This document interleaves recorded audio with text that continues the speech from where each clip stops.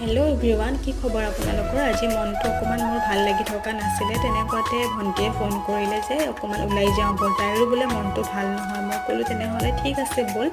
আৰু এয়া আমি দুইজনী ওলাই আহিলোঁ। জংঘলৰ মাজে মাজে পাহাৰ এখনৰ ওপৰলৈ উঠি গৈ আছোঁ দুইজনী। আচলতে আমি আহিছিলোঁ কনকলতা স্মৃতি উদ্যানলৈ বুলি।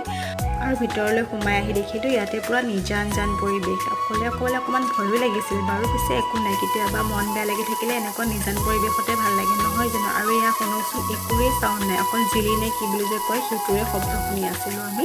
আৰু ওপৰলৈ উঠি গৈ আছোঁ। ভাগৰো লাগিছে, গৰমো লাগিছে। আজি পিছে বতাহ অকণমানো নাই, পিছে একো নাই।